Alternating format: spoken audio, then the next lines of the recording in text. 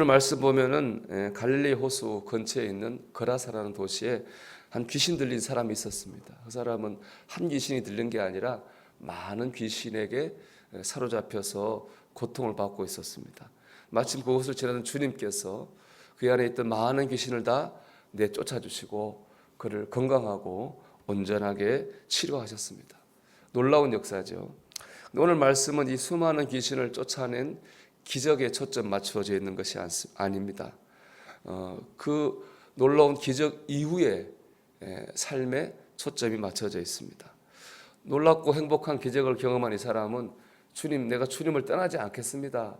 그렇게 말해요. 주님과 함께 있겠습니다. 라고 말합니다. 참 당연하죠. 근데 주님 그걸 거절합니다. 떠나라고 하세요. 그리고 이렇게 말씀하십니다. 집으로 돌아가 하나님이 내게 어떻게 큰 일을 행하셨는지를 말하라. 그렇게 말합니다.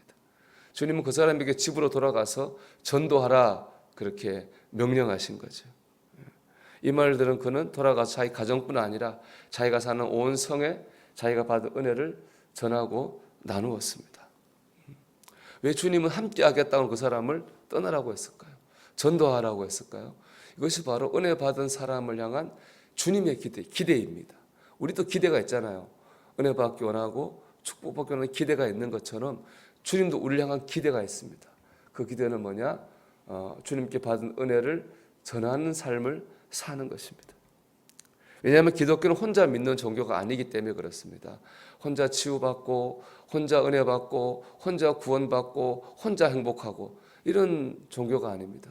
기독교는 나누는 종교예요. 구원을 나누고 은혜를 나누고 축복을 나누는 종교입니다. 그렇기 때문에 우리가 은혜 받았다면은 우리는 가족과 친구와 이웃과 함께 내가 받은 은혜를 나눠야 됩니다. 성경을 보면 큰 두 개의 산이 있어요. 하나는 구원이라는 산이고 하나는 전도 혹은 선교라는 산입니다. 성경 두 개로 이루어져 있습니다. 그래서 늘 보면 성경 보면은 주님은 구원받고 은혜 받는 사람에게 가서 그 은혜를 전하라 명령하셔요. 또 구원받은 사람들은 다 은혜를 전하는 삶을 살았습니다. 그렇기 때문에 우리가 구원받은 것이 맞다면 우리는 복음을 전해야 됩니다. 은혜와 구원은 바라보면서 전하는 삶을 바라보지 못하면 이 성경은 그저 내면의 수양서 정도밖에 안 되는 겁니다. 우리는 은혜 받았다면 전해야 되는 거죠. 또 전도할 때 내가 지금 받은 은혜보다 더 큰 은혜를 받습니다. 우리가 코로나여서 이제 요즘 못 가고 있지만은 그 전에 TD라고 하는 신앙훈련에 많이 참여했습니다.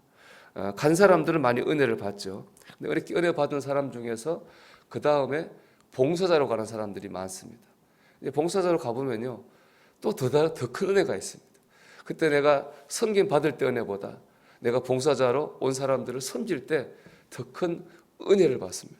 그래서 TD한 사람들끼리는 우리가 이거 봉사할 때 우리가 받는 은혜가 완성이 된다. 서로 그런 얘기를 나누곤 했습니다. 우리가 섬기고 전도할 때 우리 받은 구원이 우리 받은 은혜가 더 커지고 온전해지게 될 줄 믿습니다. 그렇기 때문에 우리는 전해야 되는 것이죠. 그럼 어떻게 전도할까요? 여러분 주님의 사랑을 품고 여러분이 할 수 있는 일을 하십시오. 중요한 건 하는 겁니다. 호주에 오들리에라고 하는 도시가 있는데 거기 70이 넘어서 예수를 믿고 은혜를 받은 할머니가 있었습니다. 그 할머니가 내가 예수님께 은혜 받고 구원 받았는데 내가 주님을 위해서 뭘 하면 좋을까 생각을 했는데 잘 모르니까 교회 나온 지 얼마 안 됐으니까 교인들한테 물었답니다. 내가 뭘 하면 좋을까요? 물었더니 교인들이 연세가 있으시니까 뭘 하라 이렇게 말을 못했다고 그래요. 그러니까 이분이 혼자 기도하다가 이런 걸 깨달았어요. 자기 그 도시 오들리라는 도시가 대학교가 많다고 그래요. 그리고 대학에는 외국에서 유학 온 학생들이 많이 있습니다. 그 학생들이 고향을 그리워할 것 같다는 생각이 들었어요. 그래서 어떻게 했느냐?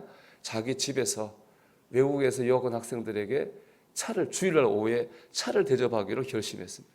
그리고 이제 학교에다가 붙였어요. 자기 집에서 그냥 무료로 주일 오후에 차를 대접할 거니까 차 마실 사람들은 오시오 붙였습니다. 첫 주일에 1명이 왔대요. 그 다음 주일에 3명이 왔습니다. 이렇게 학생들이 오기 시작했는데 그리고 5년 동안 이 할머니가 자기 집에 학생들을 초대해서 차를 대접하고 음식을 대접하고 섬겼어요. 그리고 이제 때가 뒤 할머니 돌아가셨는데 이 할머니 장례식에 무려 70명의 학생들이 와서 그 장례식에 참여했습니다. 그 70명은 바로 그 할머니가 섬기고 전도해서 구원한 그런 학생들입니다. 참 아름다운 이야기죠. 그 할머니가 그 마음에 생각했던 것들을 했기 때문에 이 일이 있을 수 있었던 겁니다. 여러분, 하나님의 사랑을 품고 여러분 할 수 있는 일을 하십시오. 주님도 그랬잖아요. 날 대접하는 마음으로 냉수 한 잔 대접하면 내게 한 것이다. 그렇게 말씀하셨거든요. 여러분, 주님의 사랑을 품고 여러분이 할 수 있는 그 일을 하십시오. 그 일을 통해서 우리가 주님께 받은 은혜가 전해지게 될 줄로 믿습니다. 이 사순절에 우리가 주님의 고난과 십자가를 생각하면서 이 받은 은혜 나 혼자 가둬두지 말고 나누고 전할 수 있는 저와 여러분이 되기를 주의 이름으로 축원합니다.